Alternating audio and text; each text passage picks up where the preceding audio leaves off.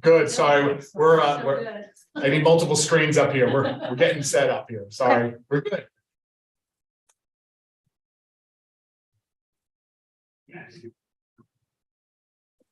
Okay. All right, there. Okay. So everybody is in place on our end. We're ready to go whenever you are. Okay, I think we're waiting for one more person on our end. It's being recorded, correct? Yes. They know that it's being recorded. Yeah. Yeah, we're recording this out. Okay. Is it going to be public or for your Yeah. group? Okay. For public, yeah. Because we have an official board meeting here. We have enough. Yeah.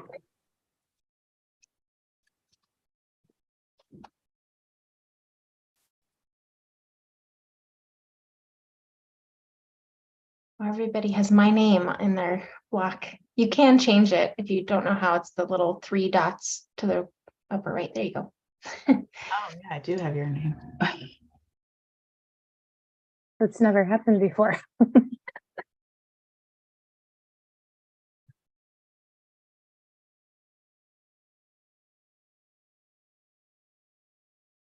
Brooke, are you sharing screen? Yes. I can give a little bit of an introduction with me here. So I'm Suzanne Angarano with Ashton McGraw Architects, also representing Vazen Studio, which is helping out on the project. Natalie Redmore with Ashton McGraw, Brooke Williams, and Deanna Hine, also with Ashton McGraw. And we've been working with your stakeholders and your group here to assess the master plan and look at what opportunities and potential scenarios there are to explore further for your library. The presentation tonight is intended to get some feedback from you all. So there's 2 planned points along the way for specific discussion. But if there's any comments or questions throughout, please don't hesitate to let us know. We would like this to be interactive. This also is kind of an intermediate step prior to the completion of our study. So we're looking at mid-January approximately to deliver the final plan. And to get us there, wanting to share with you kind of the information and the journey that we've gone on so far with you all. So that's kind of the first half of our presentation. And the second half is to look at, based on what we've heard and some preliminary thinking, here's some ideas and options. And I think, Brooke, on your first slide or second slide, there's kind of some goals for the meeting. So that, that's kind of where we are in the process. And again, along the way, between now and the time that we finalize this in mid-January, working with you as the building committee to refine or take your comments into the planning and the options so that you all feel comfortable with how we move forward with things. So Brooke, if you could share your screen, see if I missed anything in the intro. You got it. Okay. Let me know if you guys can see my screen okay. We got it. Perfect. Jeff, are there any questions from you or anybody else before we jump in? Or comments? No, I would say, yeah, let's get right into it. Okay, great. Here we go. All right, so as Suzanne kind of already gave a brief overview, our goal today, we're going to go through some goals for this meeting. We're going to give you an overview of the stakeholder interviews. Then we're going to take a look at some design options and next steps. So the goal for today is we really want to align on a vision for the Bethlehem Public Library that encapsulates the critical successes of the project. We're reviewing the design options to focus on the remainder of the study to align with what you determine the vision to be. So it's really 2 parts. 1, making sure that we have a firm understanding of what you would define the project to be successful. And 2, getting into some of the design options and getting your feedback around that. So with that, we'll go right into the summary. This is a little bit lengthy, but we wanted to make sure we were capturing everything that we've heard from you and everything that you're looking for in the new space. So to start out, this is what you've asked us for, just as a reminder. It was broken down into essentially 3 different compartments. The first looking at the site, demolishing the 59 Borthwick house and investigating potential new uses, redesigning and potential relocation of the parking area and the building entry. And then for the addition, adding a large auditorium type space with the outside of the existing footprint. And at the time, it was mentioned about a 250 person capacity. And then for the interior, addressing the interior fit and finish for the library, which based on the original master plan, did limit this to the main stack area and didn't necessarily include any ancillary spaces. And then technically abating the popcorn ceiling and asbestos in the hallway, which we will definitely do across the board anyway. I ask you a question, what does ancillary spaces mean? Are you talking about like the children's room and the community room? So you're talking about the main library? Yeah, so the main library would include like all the stack areas, all the program spaces, and ancillary would be more of the supporting spaces. So staff areas, maintenance, storage, things of that nature. Okay, thank you. So moving into the first of our stakeholder interviews, we talked about site in particular. In this case, going through all the existing conditions, we talked about it's in very rough shape. It's difficult to navigate. It has a one-way traffic that people get confused about. It feels unsafe. Everyone has to walk across drive lanes in order to access the building. The space isn't really laid out in an efficient manner. It's unclear where the main entrance to the library is from the parking lot. And then the walk from the parking lot entry is too far from the building, especially for ADA patrons. There's a lack of parking spaces during events. There's a growing demand for curbside pickup that can create bottlenecks in the parking lot and also blocks access to the maintenance garage. There's no protection for staff doing curbside pickup in adverse weather conditions, and the site lacks efficient lighting. There's also a lack of sufficient technology when you're hosting exterior events, and it's difficult to move and store the equipment that you do have on hand to host those. So when we asked you things that you wanted to see in the site, you asked us to do relocate the parking for easier access from the building and also increase its lot capacity, change the flow of traffic to accommodate two-way circulation, improve the outdoor areas by offering protection from the weather, and integrate AV equipment along with more ways to access power.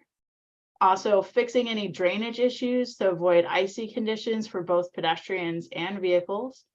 Incorporate a drive-through window to service patrons with pickups so staff can remain indoors. Develop exterior wayfinding for patrons to navigate the site, locate the main entry, and locate the entrance to the library. Incorporate solar energy, accommodate various modes of transportation, including bikes and skateboards, and increase outdoor lighting for safety and visibility.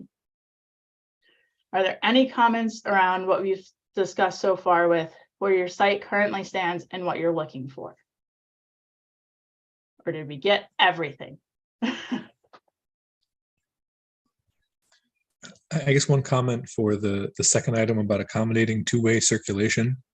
I don't know that that's a hard and fast requirement. There's obviously some drawbacks to having people driving in and out on the same lane, right? More opportunities for fender benders and the like. So I think solving the egress from parking spot to the building is important. But if we could do it with a one-way traffic around the entire facility, I think that would still be fine as well. Okay. Thank you for that. Any other comments before we move on? Yeah, I don't remember skateboards coming up. I mean, and bikes, I mean, okay, but I don't remember that being a big issue, so. Okay. Awesome. We can make sure that anything we're doing is accommodating predominant vehicle traffic in that point. Yeah, okay. Cool.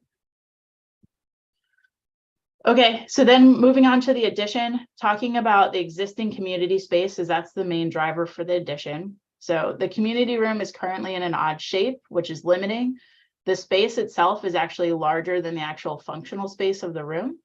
It's not large enough in the sense that you have to turn people away for specific events, and you often hit a max occupancy. And they found the sweet spot is about 30-person programs, which we've been told you guys host much, much larger programs. In high demand, as it's the largest meeting space that the library has to offer for both library programming and community events, which can create some tension. It has a retractable stage, but it's dangerous, so you don't really use it. The ceiling height is insufficient. There's no storage, so all furniture is dangerously stacked up in the corners, including the piano. Wayfinding is a challenge for all the rooms in that area. Entrances are hard to find and not welcoming. And the existing kitchenette in that space is used for community functions as well as storage, but it could either be smaller or it can be made much larger to support kitchen and community programming. And then what we've been requested is there's a huge demand for a larger community space that can accommodate, and this is a change here, up to 400 people. The original request was for 250, and adding in the potential for that space to be split into 2 areas. In some cases, it can be ideal to have the 2 separate spaces, one dedicated to library programming and the other specific to community programming. There was also a comment made about the makerspace and TV studio as it's currently located in the community room. This existing auditorium could be modified as a secondary meeting space instead. The more adaptable the space, the better. We want to be able to accommodate various types of programming, from seated lectures to meetings and even open fitness classes. And then exploring ways to accommodate flexible seating as well. We had a comment around retractable bleachers being a potential solution. And then exploring how to accommodate a stage, giving a presenter a space, a sound system that's accessible, but also flexible given different technologies. And then the need for easy access to this space from the road or parking area. And of course, the desire for ample storage. Anything to add to the addition conversation? I know I attended this Zoom meeting in particular, and I think maybe the 400 may have come up, but I remember saying, we don't have space for that many people. So the parking issue, and I think we talked about creating tensions with the neighbors because it's just gonna be, so I don't think the 400 is a firm number. And I'm not sure, and maybe this came up after the Zoom meeting, and because I know you had subsequent meetings with the staff. I do, Mark, you know what I mean? The whole thing about having 2 separate spaces, one for the library and one for the community, that's new to me. Well, Did that come up? I think we were talking about divisible space, like having a space, if there's a large auditorium, if it could You be can cut it in half, okay. cut it in one, half and yeah. have it do 2 if. Yes, that makes more sense, like something that's flexible as opposed to literally creating, so how I heard you say, Brooke, how I read that was, there's one room for the community and there's one room for the library. I think we're talking about, correct, one single space that has some flexibility. For that addition, so I think flexibility is key for. Yes, Anything. does that? Yeah, so we talked about there being an operable partition that's able to divide a large space into 2 separate meeting rooms. But then other commentary was made across a variety of notes, so we can totally remove this. But one did offer the idea of having separate spaces that the library could use specifically for its programming and the community could use in other instances. And whether that's in the same space or not is to be determined. I was, Go ahead. I was gonna say that while I do support obviously accommodations seating, the idea of retractable bleachers in a library, I find awful.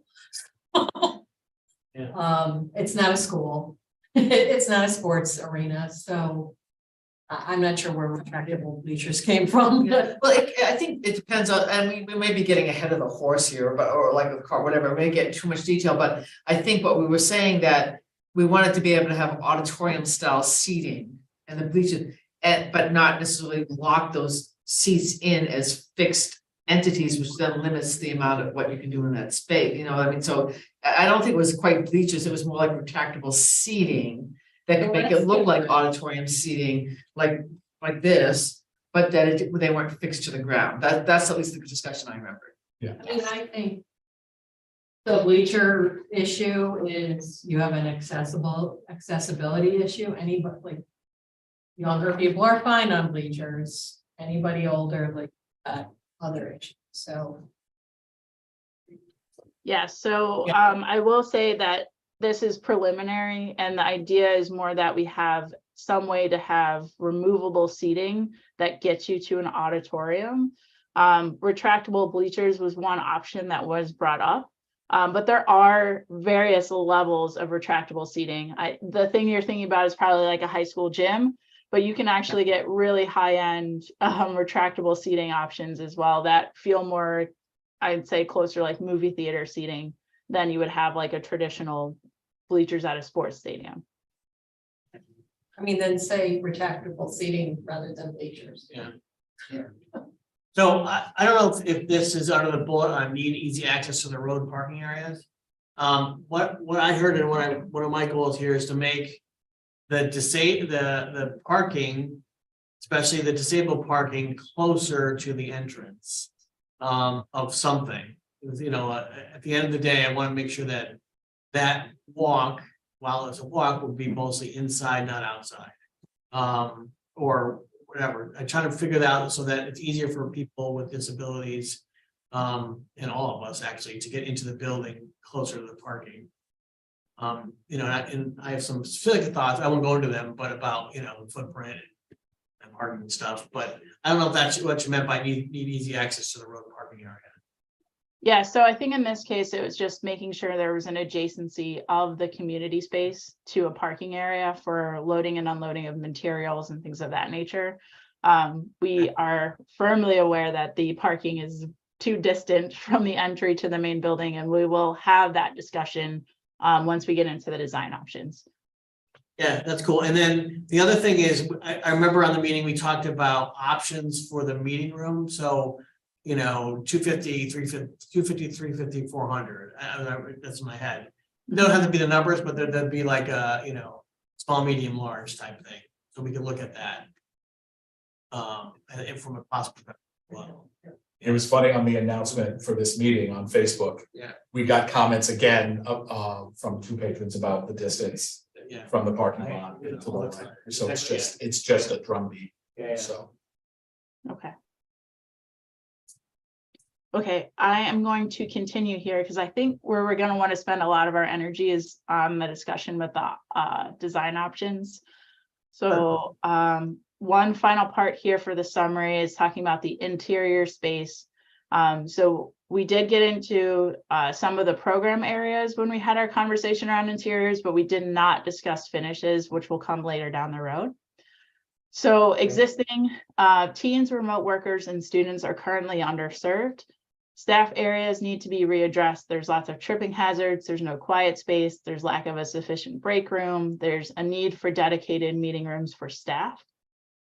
The studio makerspace has a 3D printer and studio functionality to make podcasts and videos, but it's currently not soundproofed. It was created within a storage closet and made to work to provide the service, but wasn't originally designed to be a makerspace.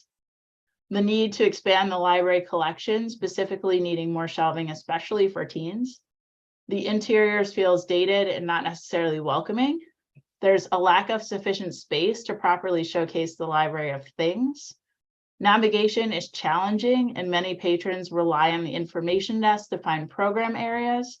And the children's area needs to be better contained and lacks amenities for both kids and parents. And then the new side of that, we want patrons to be able to navigate the library easily with a signage system and simple circulation. More cozy spaces for people to read. Book nooks was something that was prominently brought up. Defined program area for kids, teens, and adults. A robust makerspace that is distinct from the film studio that can accommodate more technology and equipment and has proper ventilation. A coffee service and light snacks area that's vending based.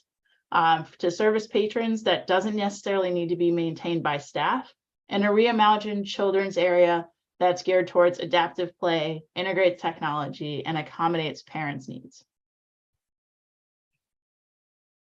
any comments here?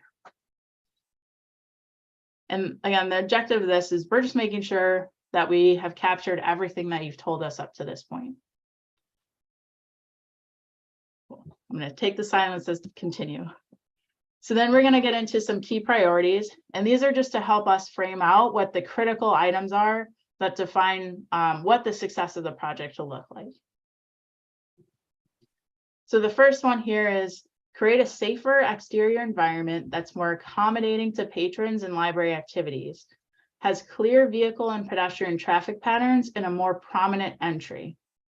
To be considered the port in a storm for our community members and a valued community support partner. Create an easily accessible addition that caters to the library and community program needs and accommodates multifunctional, flexible spaces and increased patron capacity, potentially up to 400. It seems like that number is still kind of in motion. And then provide adequate space to ensure that multiple demographic needs of patrons are accommodated in functional spaces customized to their intended use and program needs, while cohesively integrating efficient employee operational spaces. I'm going to let those sink in for a minute.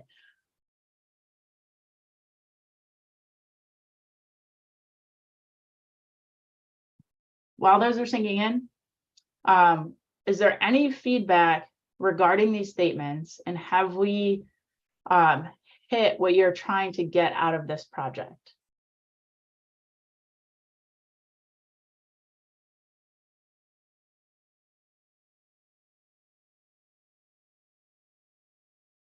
I can read through them again as well. I know sometimes. Yeah, I think you do. I think the last one I would say provide adequate updated spaces, just to get, and that may be implied, but the idea of just the update the look of the facility. You may not have to change all of it, but some kind of adequate updated spaces or modern spaces or something. Yeah. I was gonna say maybe expand that a little bit to be reflective of potential future needs and technology changes, and more of the flexibility piece.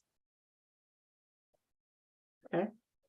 And where I see that as potentially an issue is the accommodate multifunctional flexible spaces for different groups, and I think that's fine, but you want it to be flexible enough that as things change, you can change the space, make it work. So if you were to have, let's say, one space, you want it to be able to adapt to accommodate different needs for different groups in different time periods. It's a lot of difference. Yeah, not be too locked into what we see as today's needs is basically what I'm saying. We also, I think, talking, Lisa, about technology. So like as technology changes, Right. you don't have to renovate again Right. as the technology changes. So I heard technology in what you were saying too. Perfect. Pardon me, I'm old school writing this down. Feel like sometimes you forget why. I forget what a pen is. No. Okay. Okay, perfect. And then we're going to move in here. I'm going to have Deanna take over this portion real quick. We've done some initial interior studies and wanted to talk about that as well. Sure. Yeah. So as we identified all those key priorities, we kind of came up with this statement and just kind of give you a hint as to what we're working on in the future. So we said, as we start to think about how we want this library to serve the community and how the definition of a library is currently evolving, we recognize that there is a need to support an array of functions and activities.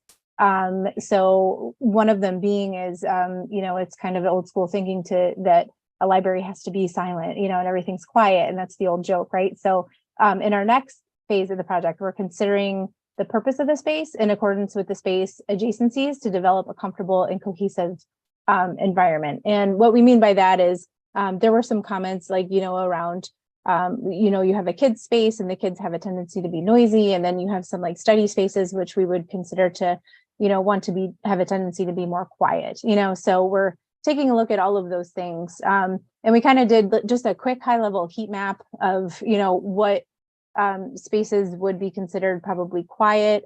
We broke it out into two portions, a noise level and an activity level. And there are spaces with high activity, spaces with low activity. There's high noise levels and low noise levels. So as we start to think about how we're looking at the space within the library and how this addition kind of gets incorporated into it, we're going to take a look at these types of things to make sure that we have good adjacencies and everybody is comfortable within their own space. And this is just a draft and just a starter, but just so you get an idea of the things that we're kind of thinking about as we're moving forward to solve these types of little issues. Yeah, it's a preview essentially of all the work to come. Because we just want to let you know we're evaluating this from a property standpoint in. So then that brings us to our purpose here. And the objective of this is to really kind of try to nail down everything we're trying to accomplish into a statement and why we're doing this. So this is our purpose, and it's to reposition the Bethlehem Public Library as a community center that is accessible to all, offering modern programming in a mindful environment that's nestled within the fabric of the community. Designed in a way that's welcoming, simple to navigate, modern, and adaptable to a variety of programs, both inside the library and throughout the site. Optimizing the library so that both patrons and staff have cohesive environments to suit their evolving needs and to support the next generation of collaboration, discovery, and learning. And I'll add quickly that I think it's our interpretation of your purpose for the project. So not necessarily that this is what we're trying to do. This is what we heard you are looking to do for your library, your community. Sorry, Brooke. Nope, that's okay. And I think we want any feedback or responses to this. If this kind of resonates, or if you have comments, we can adjust. So I'll just say on the first sentence, I'm a little bit concerned. I think by having a larger meeting room, I don't think we're turning the library into a community center necessarily. Because the words community center for me mean different things. And that's a tension in my mind, is I think we're part of the community clearly, but I'm not sure the library is going to be a community center.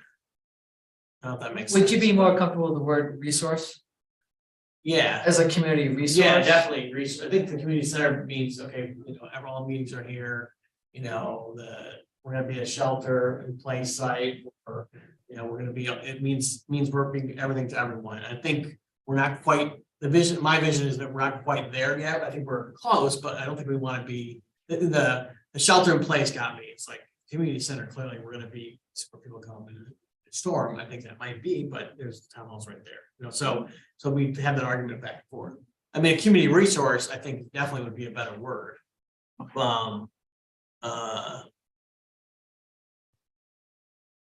Okay, I think perfect. the rest of the words are pretty fine. In that sentence, I would strike the RE in front of position. So to position, not to. because in a way we're just making Making sure it that more we stay that flexible. way. So in a way, you're saying we haven't, so to position the best of, as a community resource.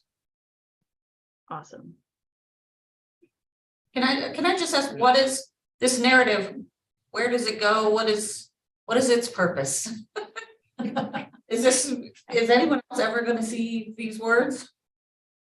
That I will say, we would love your input on, if you want to use this in the public, to put that out there for other people to see.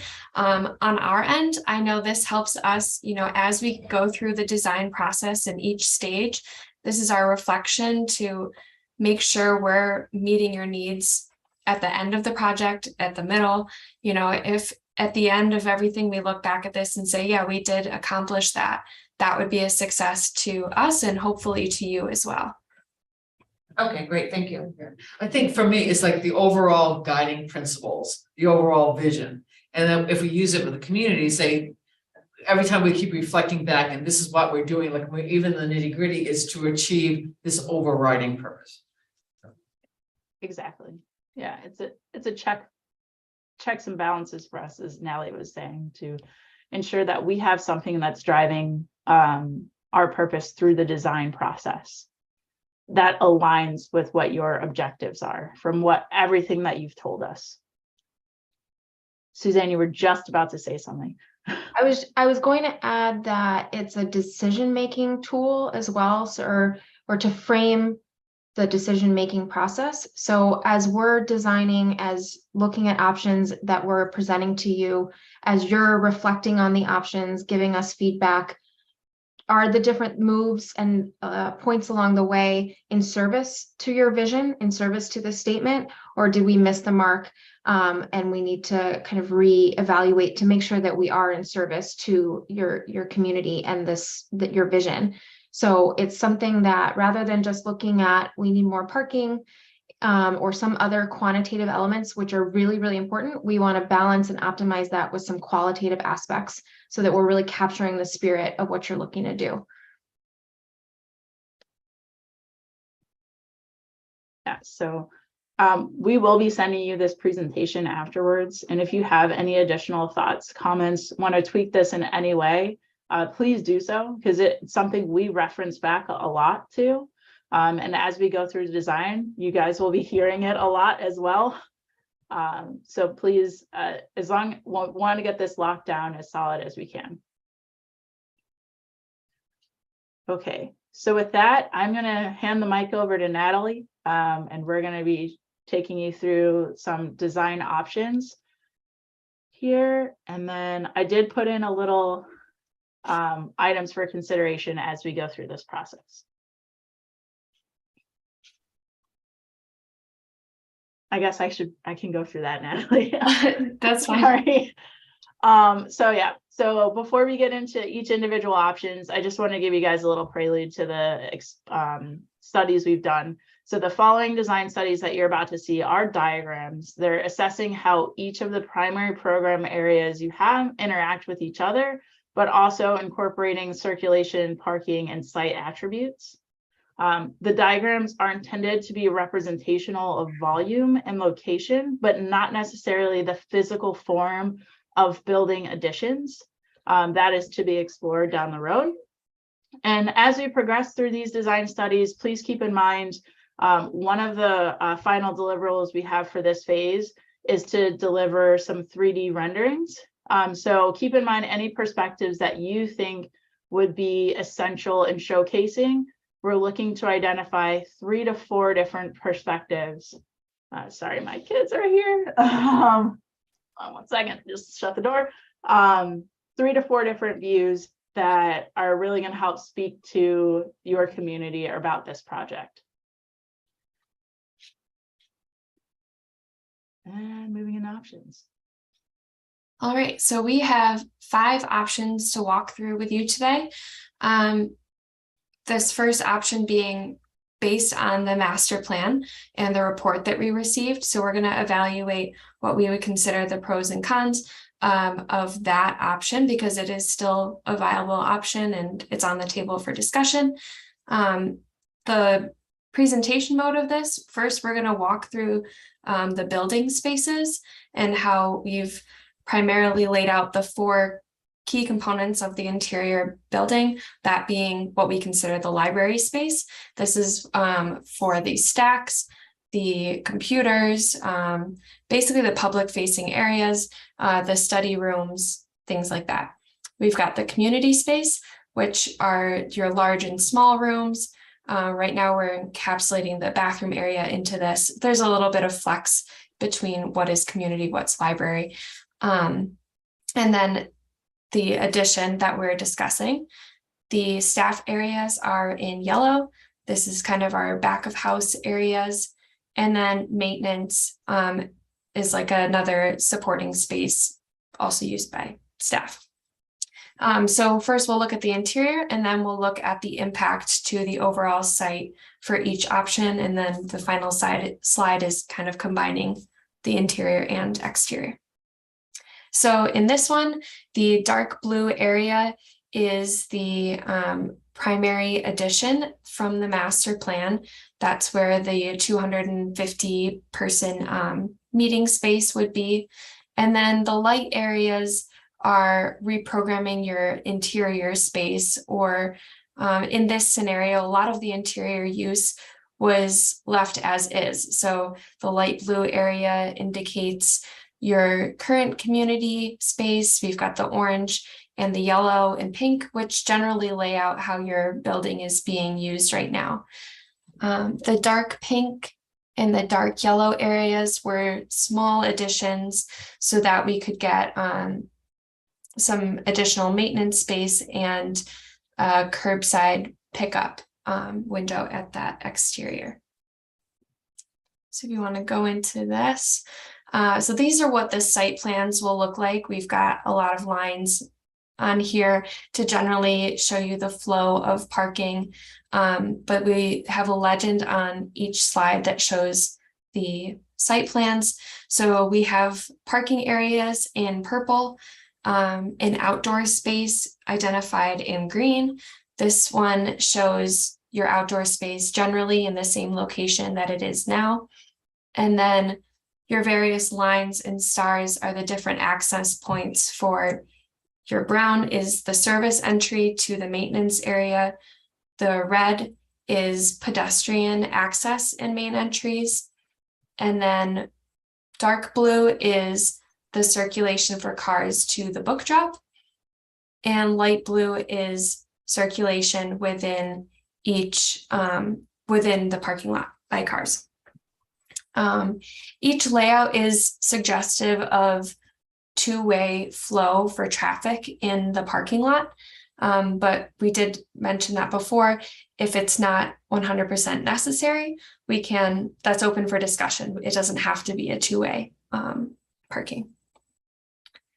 And then in the gray text underneath the legend, this gives you a general overview of which of the numbers that are provided in the site plans. So actually, if you want to go to the next slide, Brooke. Yep. Looking at these things together, we are kind of showing the main entry more or less in the same location that it is now, but you enter into either the community space or the library. We've evaluated some pros and cons of each of these layouts. If you want to click next. So in this option, we've got the community space being directly adjacent to the green space, which we see as beneficial. We've increased the amount of parking and we've got the two-way traffic pattern. And then we have a single point of entry, which helps with navigation. And then as a con to this layout, we didn't see this as resolving the walking distance from the parking lot. It's generally as far away as it is now, which is why we have developed further options for you to look at. We didn't feel that the master plan was addressing this primary concern. Another con might be that the street presence or the property at Borthwick is primarily used for parking. Whether or not you'd like to use Borthwick for parking, that's up for discussion. It's just an option that we could have the addition on the Borthwick property where what you see from the street is your new addition. The book drop is at the front of the building, which means when you enter the lot, that is one of the first things you see before you get over to the primary addition. The service area is also near the entry, so we've got a little bit of congestion with the service and the book drop traffic for cars. And then some of the parking is still remote, generally in the same location that you have it now. So that's our assessment of the master plan option. I'll leave a few minutes for comments. Otherwise, we can start looking at options 2 through 5. When you say this was the master plan, is that from Paul? Yep. Mays? Okay. I see, I thought the entrance was entirely different from his, actually. I thought we had built out through the plaza and brought it closer to the parking lot. Well, I think there was a covered area, Yeah. right, over part of the There's some options. walkway. Yeah, to get back closer. My gut reaction is nope, next slide. Yeah, everybody's very interested in seeing what the next slides are. All Okay, right. no problem. Option 2. So we have named these, and this one is Activate Borthwick. And that's because we are putting the primary addition on the Borthwick property. So what that does is kind of readjusts your interior a little bit. So in this option, we're suggesting that the light blue space right there and the back, we are still using those as community spaces. So we would say the large gathering space in the addition, and then the rooms that you have now, those become your secondary small meeting spaces of various sizes. We're showing another addition in dark yellow as a staff addition, primarily so that we can bring the book drop out towards the parking lot and get that on the main front of circulation there. The light yellow outside the you can't really see the lines. The diagonal hatch on that is showing like a covered area for cars to drive under or walk under for the primary entrance. I'm going to go next. So for this scenario, we have 135 parking spaces. So we do have a slight increase there. And we have 2 new main entry points, which are closer to the Borthwick property. So in this scenario, you could enter directly to the community space or into the library itself. So it does get an entry closer to the parking. If you want to hit next.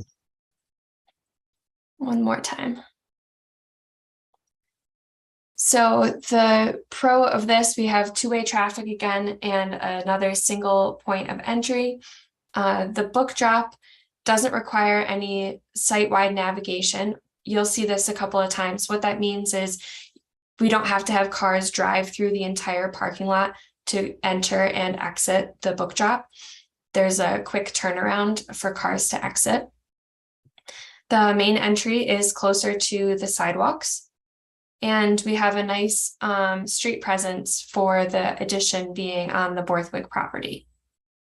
Some cons to this layout, we still have some remote parking at the back of the lot. And the book drop is central to the sort of the front of the building from the parking lot side. And the service area is still pretty close to the book drop. So we're going to have a little bit of congestion there with the cars. And that leads into the final point, the congestion of the cars and the pedestrians entering the same face of the building. One thing I will point out about this, we didn't write this as a pro, but the community space towards the back of the building behind the green space, there's that red arrow there, which identifies an alternate path of travel for pedestrians. So if somebody knew that they were going to be going directly to one of those community rooms, they could park in the back of the lot and have a shorter walk to those rooms. If we provide enough signage and navigation on the site so people know where to park for a closer entry. Question on this option, and I'm not saying that the lobby would want to do this, but since there are 2 main entrances, would it be possible for people to access that community room at times when the library is closed. So you Yeah. can lock the library and still have that community room available to the public. Yes. Thank you. Also, when you talk about the book drop being at the front of the building, are you referring to a drive-through or are you referring to our silver? Yes, so we're referring to drop. both. Yep, so when it says book drop, it also means curbside pickup. And by curbside, we're thinking of more of like a service window. So somebody could drive up to the building. There would be an overhang and picture like a fast food drive-through window, basically. Or if you do any drive-through prescriptions, so that we have staff inside the building having those pickups ready, and they don't have to walk through the parking lot or go outside at all to deliver those pickups to the cars.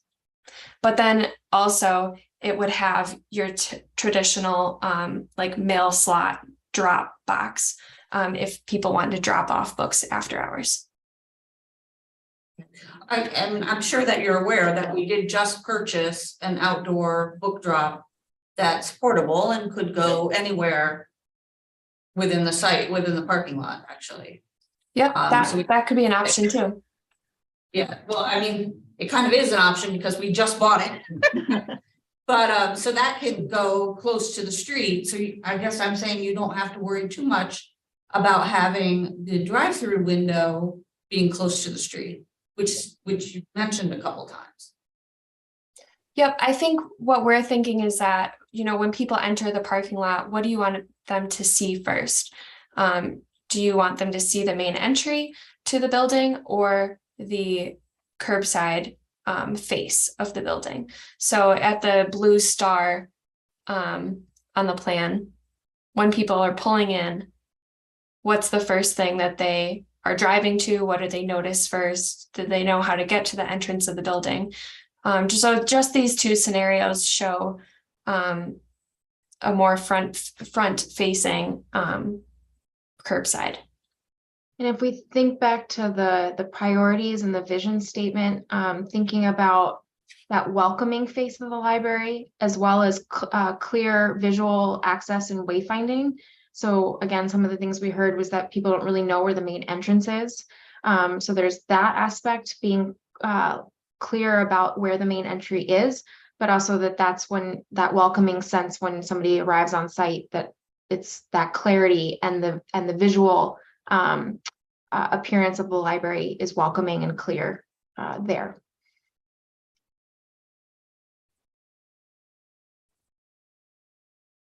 Great. All right, want to go to option 3. At the end, we do have all 5 options laid out on one slide, so we can compare and discuss at that point too.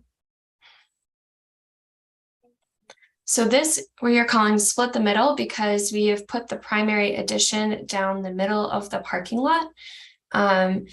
We've given a lot of space inside the building and reprogrammed that so it's primarily, excuse me, for what we call the library function.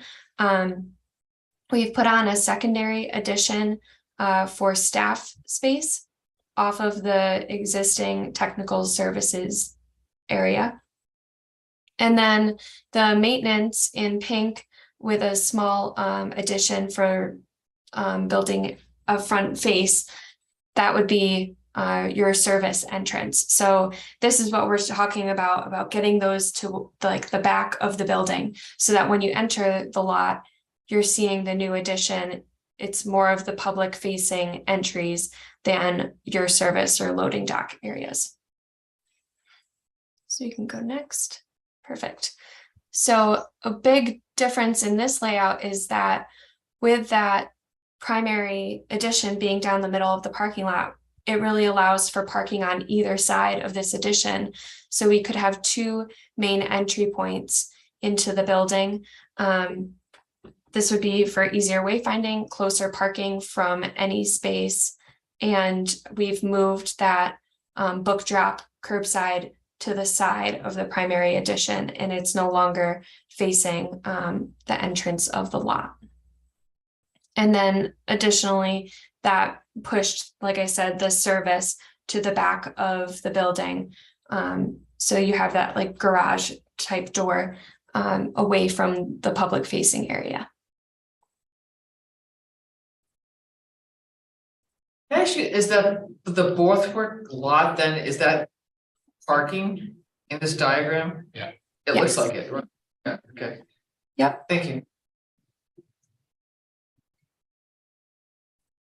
So again, we have the two-way traffic pattern, and the book drop doesn't require the site-wide navigation again.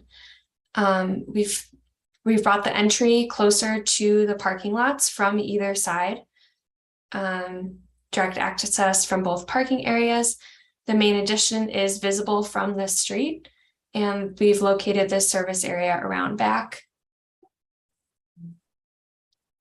And those entrances will be some kind of foyer so that if you take one turn, you're going the addition, and you take the other turn, you're in the library.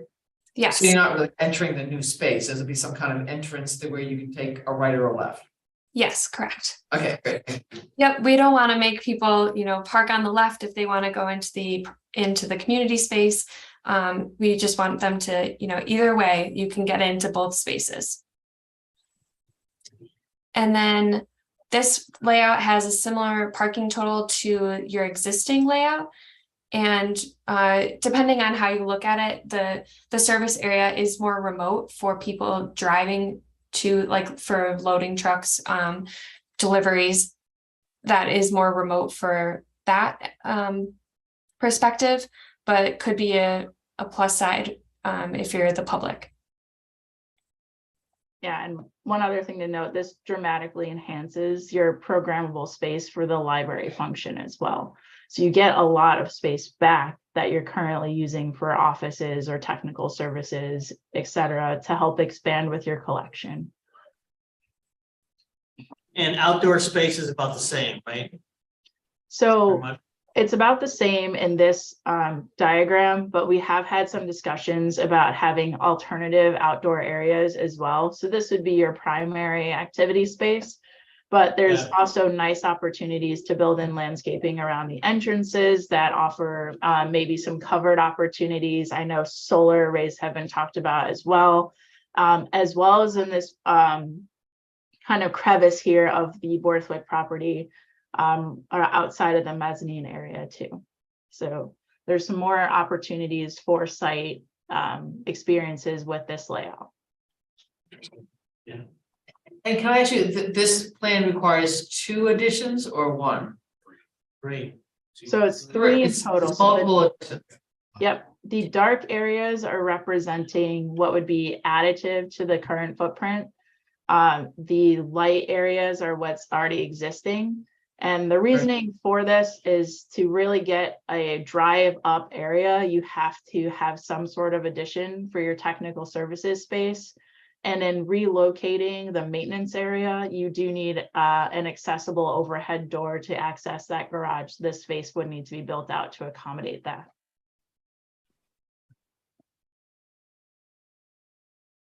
Okay. Option 4, new front. So this one was developed off of, looking at the master plan, where we have the community addition on the left side of the building in the dark blue. How can we, use that same location for community use, but build out that dark orange area so that we're still providing a more front location, a main entry closer to the sidewalk, for people to get inside the building quicker. But then with the consideration of the curbside pickup, that's where we have, again, the dark yellow addition to bring out that space, so that we can get cars in a different area from the main pedestrian entrance.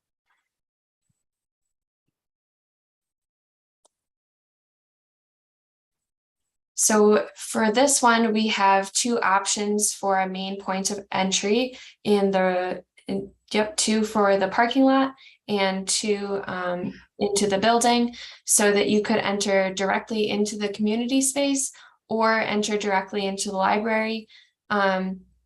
I envision that entering in the library, you know, there would be a secondary door once you're inside to get into the community space. Yep, like right around there. This option kept the service area in generally the same location, so you could use the existing overhead door. And then building off of the offices and tech area right now is where we would put the addition on staff space and build out that curbside drive-through. So this plan does use the Borthwick property again for some driving circulation and a little bit of parking. And generally the green space has stayed in the same location.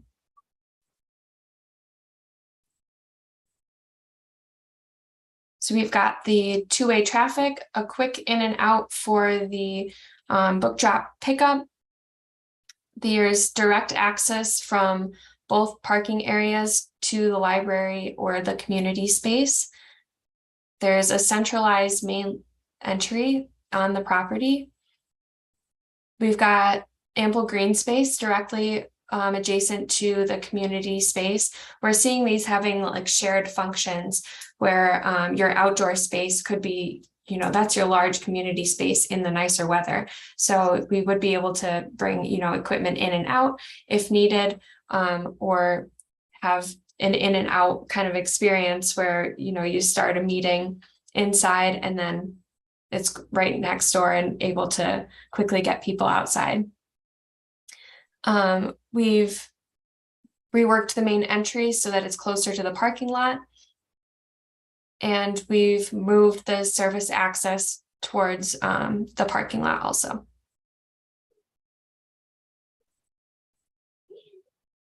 And then for a con on this one, it might be that the book drop faces Borthwick. That's your that's really where we would love your opinion on how we use the Borthwick property. Is it a good thing that we use it for parking? Is it a bad thing? Is that where we want the primary addition?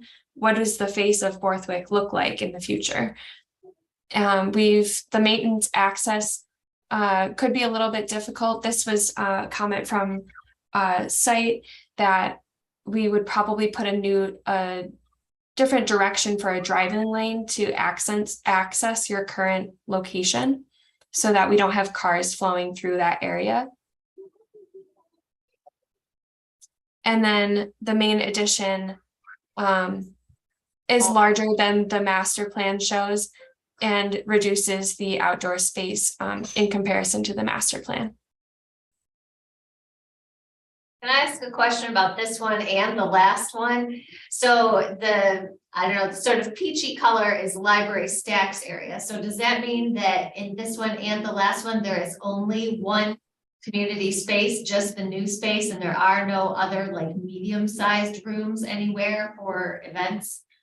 So this, the blue space that we're showing you, it's larger than you would need to hold the large gathering space. So in the blue area, we would have large, medium, small community spaces all in one wing, if you will. But the light peach color not only would be stacks, but let's say like a private study room to meet with one or two people, your quiet library areas also. Does that help answer the question? Yes, thank you. And I'm wondering, how much does this increase parking? If you back up one plan, Brooke, yep. So this one is 125 parking spaces. I'm sorry, I don't know the number off the top of my head. Brooke, do you have that number? The existing number? I don't remember the existing number off the top of my head, but I know that every option we have has an increase on parking. Is Ed on the call? I know he has it handy. I don't think they joined us. No. Like Okay. that. I recall one option showing 115 spaces and I think you said that it was similar to what we have now. Yeah. Yes. I was thinking the same thing, that it was only an increase of like 10 spaces. parking lot improvements were second only to energy efficiency when we did the DOT exercise with our community a year or two ago. So I think increasing parking is a huge priority for the people we polled, and so far, we don't see a lot of extra parking. I think didn't one plan have 150 space? It went from 150 to 135. I've been watching and tracking the numbers. 135, I thought it was 150. That's the biggest. I thought the first option I thought had 150, something had 150, I thought. And then it went to 135. So That's the biggest. Okay. But especially when you're considering creating a community space that might hold 250 people, and you've only given us 10 more parking spaces. I worry that would create even more of a parking issue than we currently have. I think that's really great feedback, and also something that as we look through the options, this is kind of the first draft of these things. And if we can look at optimizing the size of the addition or additions and increased capacity of the library in relationship to the parking, and define what the right numbers are, all of these options can be, or the intent is to refine them to meet those needs. So, if the again, we're loosely looking at a volume of additional space that can be refined and made larger, made smaller. And exactly then kind of going back to the question about where's the library space internally, all of that is up for refinement as well. So if there's an addition location you like, but you didn't necessarily like where the library space went, we can refine those and kind of mix and match those responses. And I do want to comment as well, our site consultants did mention when you look at adding the community center towards the right-hand side of the property, there is potential to use the lot across the street and overflow opportunities for events. Majority of the options have about a 10 to 15 space increase of the lot. And we didn't want to completely reduce your green space. And in doing the two-way traffic, you're looking at about, I think it was 80 feet in distance that you need for each lane of parking. Which makes it, when we look at options such as this one, for example, we had a pretty extensive conversation around, well, why can't we pull the parking all the way up to the building? And the problem is you're getting a pinch point where you're not getting the main line of traffic isn't able to flow through the site successfully. So does keeping the traffic one way help you devise parking space? It really would not increase it. You're just reducing the lane, the width of the lane for traffic to pass in the center, which isn't going to be able to add a large volume of parking to doing that. The preferred option is to have two-way traffic.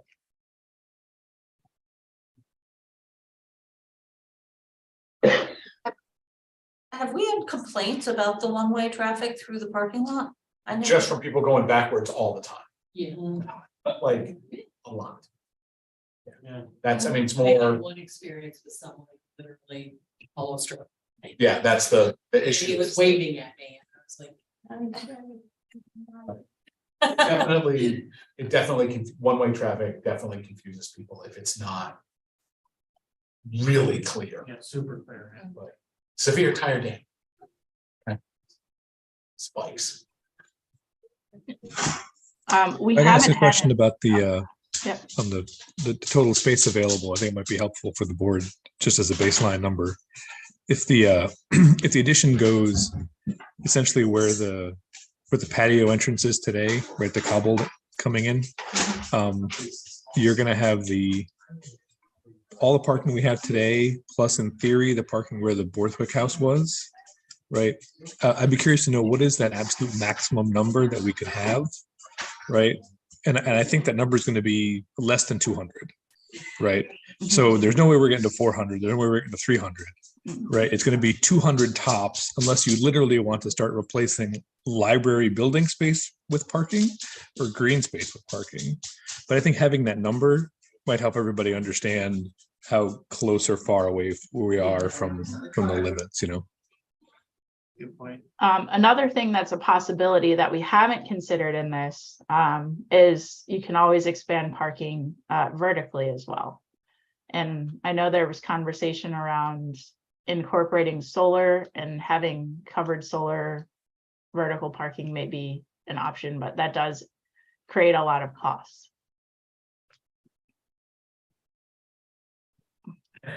I think ultimately what we're hearing is that parking is a huge driver for you all, and we'll get the numbers to you in terms of what is it now, what's the absolute maximum, and then kind of determine what a cap or a desired number would be in relationship to buildings area, and get back to you with what the opportunities are with our having collaborated with our site consultants. Jeff, do you still think that the parking is an issue with the door count being as reduced as it's become? Right, well, that's a question, is are we, you know, and that's that, I mean, to your point yeah. of the future is, and again, just, you know, we're in that time of transition where I'm gonna have a hard time predicting that exact Right. question right now. Sure. I wouldn't like to dime on that. I'm assuming the numbers trend back to some sense of where they were pre-pandemic. That's where I'm seeing the numbers go, driven by the circulation and the returning of people studying and the returning of people to community group meetings. So I'm guessing they go back largely similar to where they were, unless you fundamentally change the amount of spaces available for community groups, which could then. Yeah, I was gonna say, you build a new auditorium, you're gonna have more programs, you have more car. Right, just to be aware of that, and there's some baseline of library use, right, and then the very cyclical nature of the community group use, so.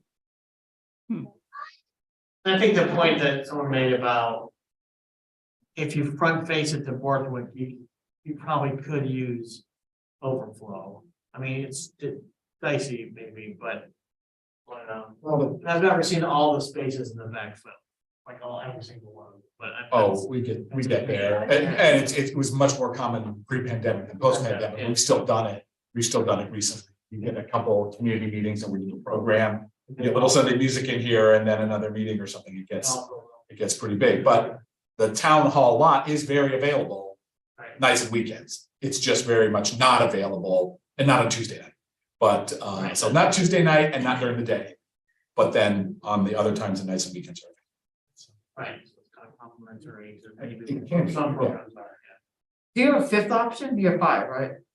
Okay. Yes, so for the fifth option, we have no more mezzanine. So in this option, we would assume to demo the mezzanine, and in its place, we would have a double height community space. Some of the inspiration images we showed you from the previous meetings showed that kind of auditorium style space with a double height ceiling. So we would keep the community space, it's partially internal to the existing footprint, but then we have that dark blue addition onto the Borthwick property to make it the square footage that we need for all size community rooms. Because of the demoing of the mezzanine, we have an extension, a pretty large expansion on the current staff space to further those staff needs, and again, get the overhang out into the parking lot for the curbside pickup and drop off. This option shows maintenance around the back of the building, some of the other options, which really allowed us to have this central flowing library where the current maintenance area is now, like from the garage down through the middle of the space. So if we look at the next slide, the two red stars show the primary entrances to the building for pedestrians. So that would be through the current adult quiet area or directly next to it into the new community space. Those would be right next to each other. So we do have one point of general entry for all pedestrians. It gets the community space very close to the parking, which is right next to that addition. This option shows your largest outdoor learning area. And the service entry, again, that brown line is coming around the back side of the building. This is showing 125 parking spaces. So I think the largest we showed was 135. We have two at 125. So one of the larger numbers. So we have a single point of entry to the parking lot. The service entry is kind of unobtrusive on the property itself. So we've got more of the public facing areas on the parking lot face. We're showing a two-way traffic pattern, and the book drop doesn't require a site-wide navigation. The entry is close to the sidewalks, and we have, again, our largest green space. There's a prominent street view of the library addition. And the main entrance can go directly into the library space or the community space. And then the maintenance is relocated from the front facing part of the building. The con of this might be that the service access is remote for those cars, trucks that we talked about doing deliveries.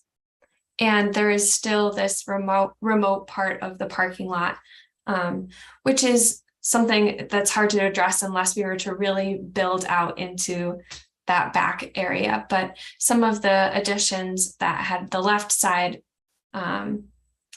being community use were a little bit closer to that area of the parking lot.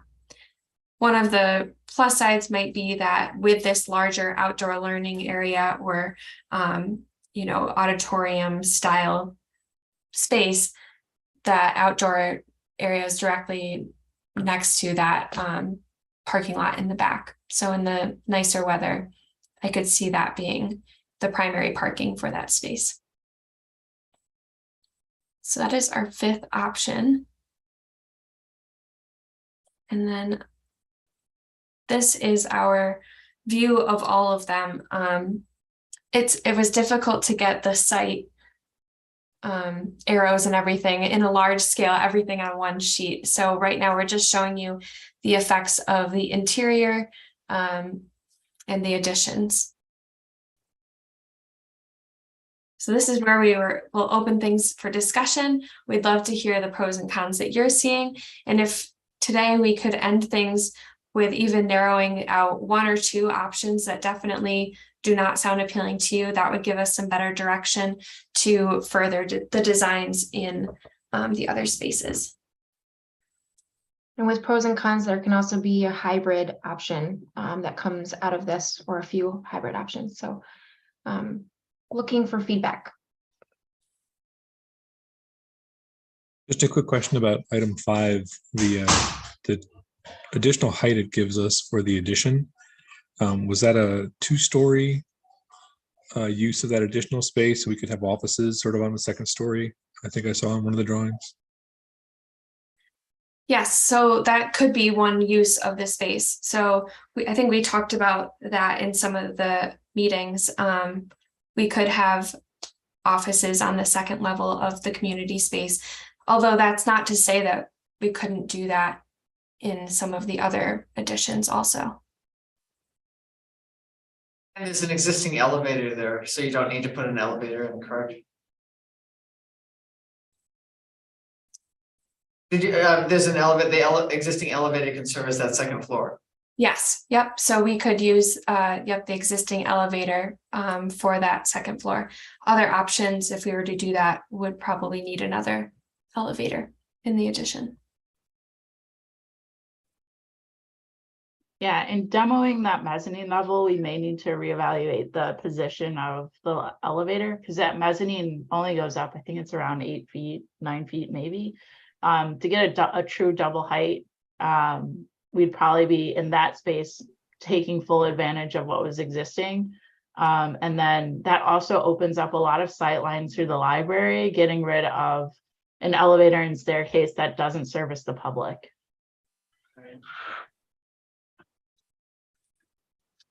From my experience, bonding with the district, as soon as you start talking about elevators, it really is an increased cost. Not that we shouldn't consider it, but I'm letting you know, I know the district made decisions based on like, can't afford the elevator. So Can you guys help us put a number on that? I mean, I know it's a concern. I just want to know how many zeros are involved in adding an elevator, because I guess the square footage impact of that second floor would be additional existing library space, meeting rooms and offices, potentially being expanded into either more meeting rooms or shelf space or whatever else we wanted to do, right? Stack space.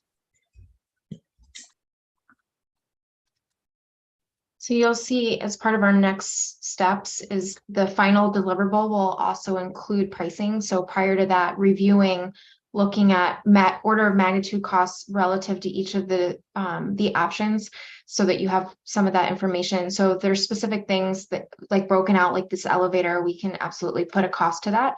As well as any other factors that you're considering. Just wanted to point that out. That is part of kind of our next steps. Since you jumped into it, we are going to send this presentation out, and this, oh my gosh, backwards one more.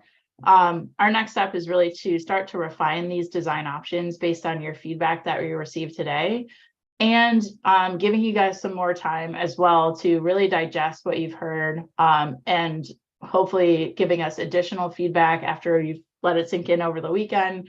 It'd be great to receive all feedback ahead of early next week if possible, but that date can shift. It's not a set in stone. It just helps us out to continue to go through the design process before we hit the holiday season. And then out of that, again, we have this 3D view deliverable for you guys. So we're really looking to make this come to life. And of the options, producing some 3D views and wanting to know what you guys are feeling would be most beneficial to see. And then, as Suzanne mentioned, getting some cost alignments. And then our next design review is currently scheduled for January 9th. 2023. All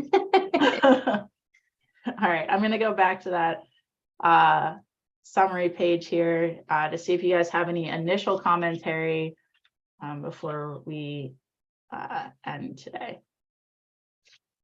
I guess from my perspective, are there any of these that we would be comfortable eliminating as a possibility tonight?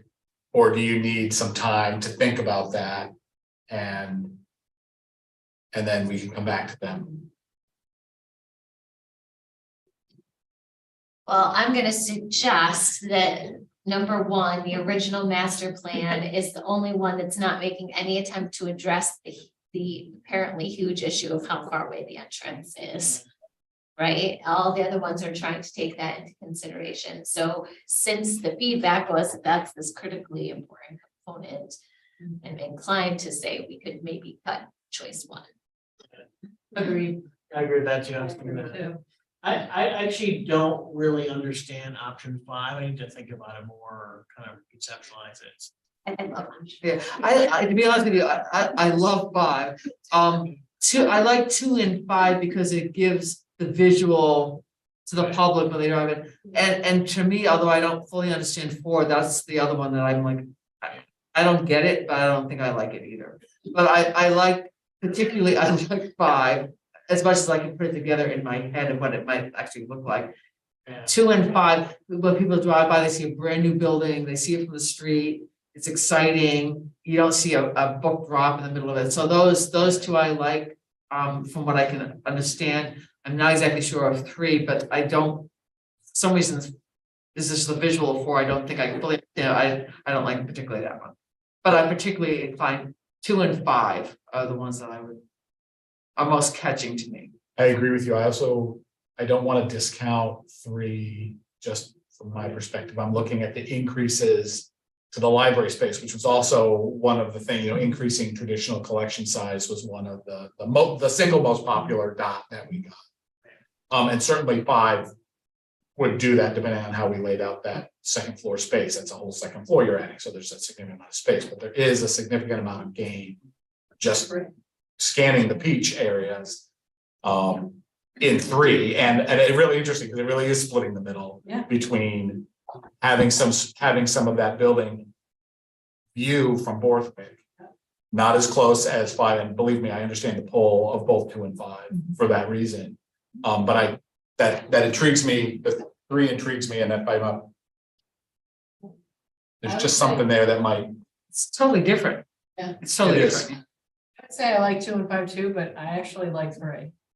Also, because of the same things you're just saying, it gives you enough of the visual of the new space. And really does buy a lot of floor for the library proper. Yeah. And that's a good thing. That feels bang for the bucky for me, and well, that's what I don't want to get. Yeah. I'm gonna shut up now, but I would be interested in seeing that one develop a little bit further. So, well, I guess what I'm hearing is 1 could probably drop. Or If I could ask a clarifying I like- question on 1, I think the way Yeah. 1 is drawn today does not assume that the Borthwick property is traded for additional parking. Is that correct? It does assume that the Borthwick property is parking. Let me see if I can go back here. Yeah. 3, 2, 1. So it converts this into a parking lot. And that offers you 125 spaces. So essentially you have everything that you have today and this lot. And then the Borthwick property itself really doesn't afford an opportunity to add in very many parking spaces when you look at it as just an entity for parking. Yeah. And it looks like they're far away from the entrance. They are. Correct? Well, they are. Yeah. Yeah, they are. It's like a hike. Yeah. It's- They- I mean, the one thing that's good there is it looks like the green space is a little bigger. Well, it's giving you the loop for the drop off and the pickup window, right? That's where those, the other magical parking spaces are in those 2 loops. Where you're creating a drop off window for people, and that's how they're bringing people closer to the entrance by having a drop off place, and then the cars go and park, and then a loop for the pickup. But I mean, the thing that's bad about it is that the entrance is still basically at the back of. It is, yeah. Yeah. An interior on this concept as well, you're still entering into a service corridor. Our objective is to have your entry be into a library. And not, I think part of the reason the distance of travel is so long, it's not only the distance into the building, but it's also the long corridor it takes before you actually enter into the library. So can I just ask on all of these? You didn't address the entrance from Delaware Avenue. Right. Are you getting rid of those? So the entrances down this way. So we wouldn't be eliminating exit points out of the building. I do believe you're going to need those for safety as well. Yeah. Well, that's an entrance too. Correct. Yeah, we wouldn't be eliminating it. Okay. It would probably go into a different area. It wouldn't necessarily go straight into the children's area as it does today. But it would still be an entry point that we'd look to service. We were not, sorry, we were not It just looking, wasn't all, so I'm sorry, say that again? that current entrance is into the other side of the hall there, not into the children's area. Right, we were not looking at, well, we would be maintaining that as an access point for emergency, or if there's somebody who, staff, if they come in and out. In terms of patron access, the main entry points for all of these options would be directed towards that main entry. So if that is an aspect where you would like to have a main entry point off of that street, that's something that we would need to reconsider and relook at, because we were looking at that as more of an emergency point of access. And that any of the options are showing that the main new entry is the main point of entry. I mean, the one thing I will say about that entrance, aside from the fact that the bus stops right there. And I don't see that changing. I think you have to maintain an entrance for the people that are getting off a bus. Instead of making them walk all the way around the building. Yeah. Honestly, there's a lot of people, I think most people in this room walk into the building from that entrance. Maybe not. I would go in the back too. Yeah. Main entrance, but. But yeah, there's, the in people the from the the bus. community, there's definitely people going that walk. So, Percentage wise, it's low, but I think there's still a significant need. so at this point, you're looking to see if we can eliminate one, if not two of these designs, is that correct? The question- You're looking to eliminate one, if not two of these designs, Yes. correct? If Yes. focus. If possible. And in terms of the Delaware entrance, now that we're looking at these in comparison, you know, they're all pretty much entering directly into the library space. So in the next steps, we can start to address, you know, what level of entrance is it? Is it just a door where you start and you enter into the children's area? Or do we have this second point of like circulation, navigation, signage, so that people do know how to navigate the building once you get through those doors? It's just the level of, is it an emergency or is it a primary entrance also? To me, it sounds like, and anybody can correct me.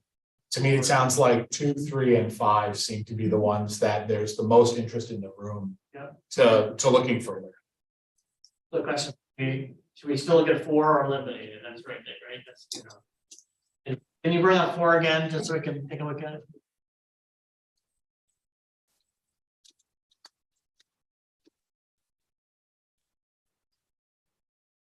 So, It really you're turning explicitly and directly that sort of entrance back into the direction where it was originally. And making that the main parking lot there, and then, you know, separating, and you know, and I think that.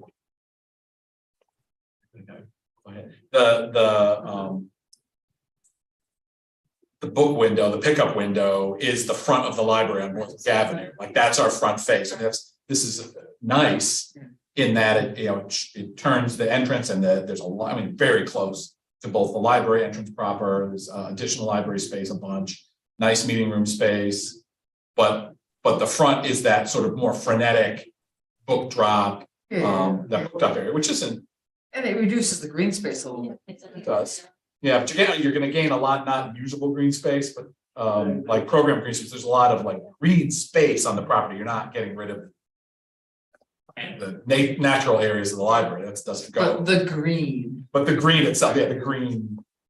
Well, the one thing I really liked about this one option was that the larger community room is right near the green space. Yeah. Because in all of our library tourings that we did before we started this whole process, that was really helpful to the libraries, like, you know, bringing out the popcorn machine, whatever it is, or even incorporating indoor and outdoor activities.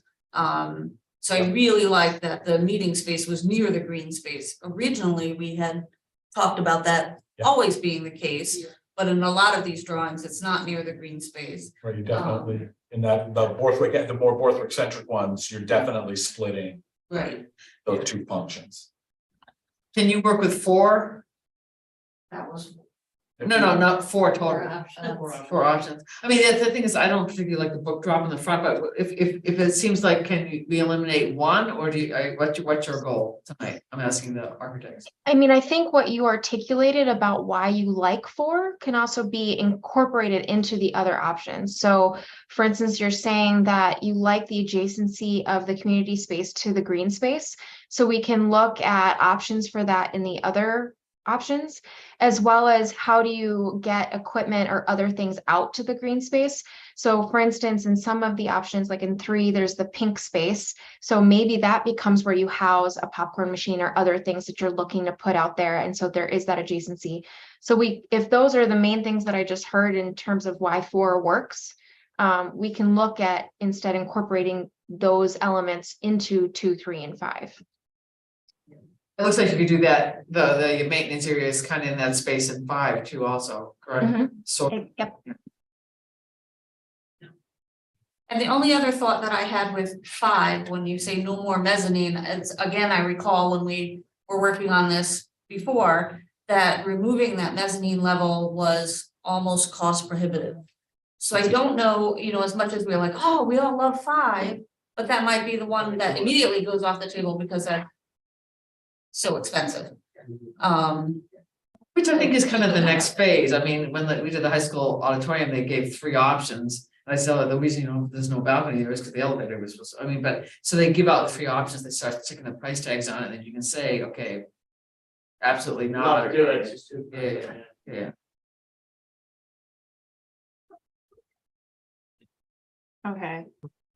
This has been excellent. And this is super helpful. I think we need to think a little bit more too, honestly.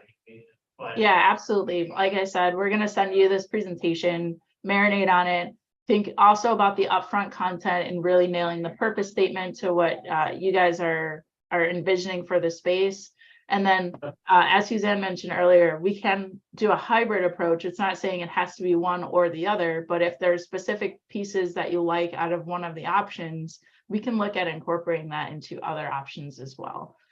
And then I also wanted to point out the green space is one of those things that is something we were trying to maintain because you do have mature trees on the landscape. And when you look at really repositioning that green space, there's some time involved with getting it back to, I guess, being kind of a full green environment and replacing it from a parking area.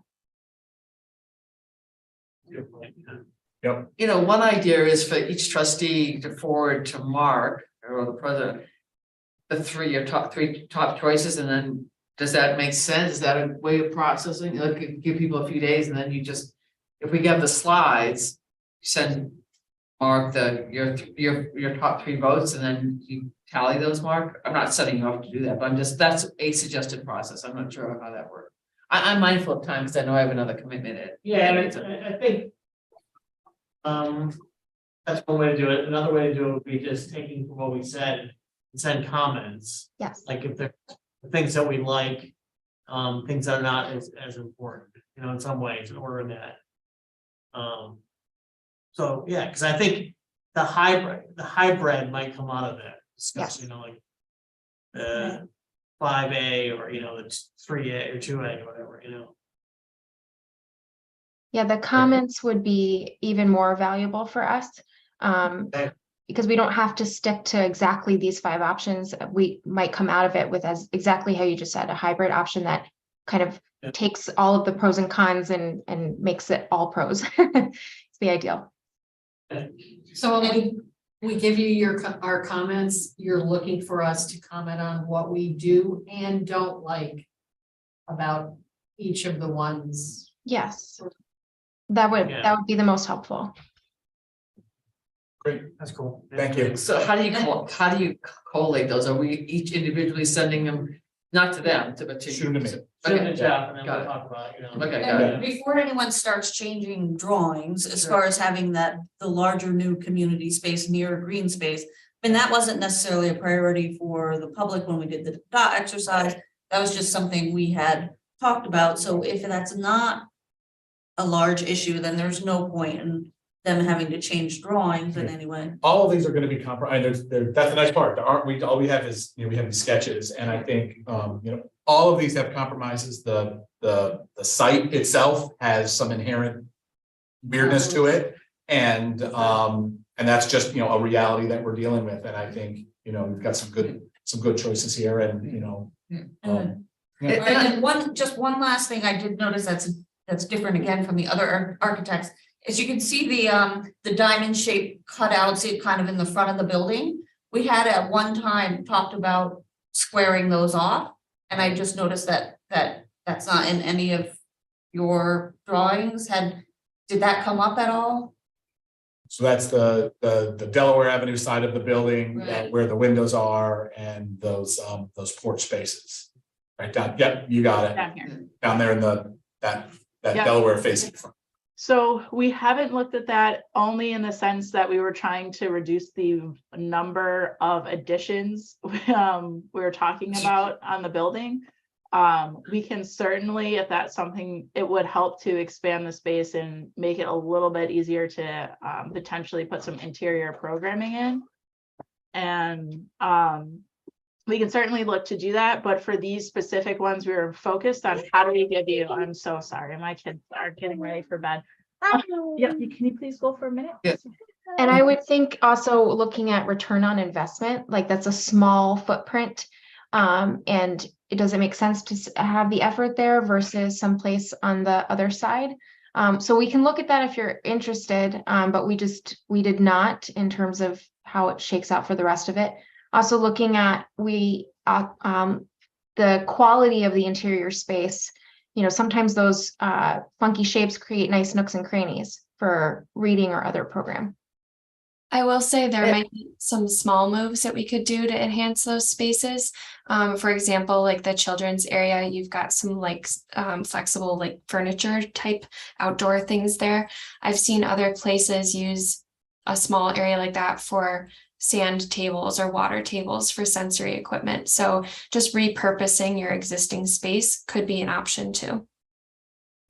You know, Rochelle, when you were talking, it reminded me, I think one of the reasons we were thinking about the addition being near the green spaces, at least as I recall, we always thought the Borthwick property was gonna be a parking lot. Like, we didn't have, I don't think we had as many visions of the possibility of where to build that community room.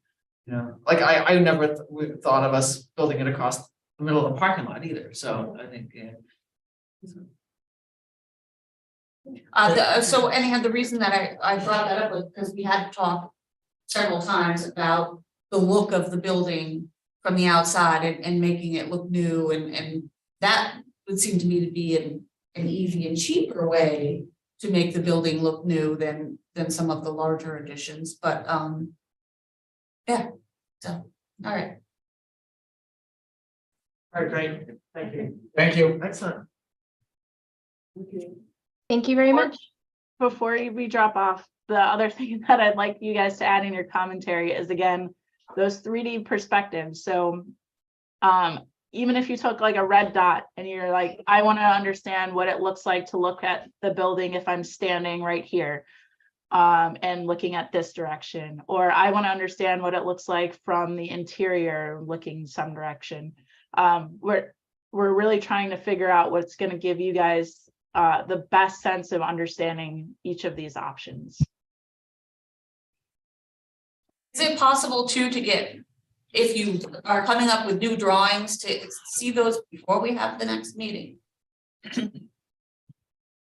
Sure. Yeah, we can certainly do that. Because it's helpful to see things before we sit down and talk. And you said something about January 9th?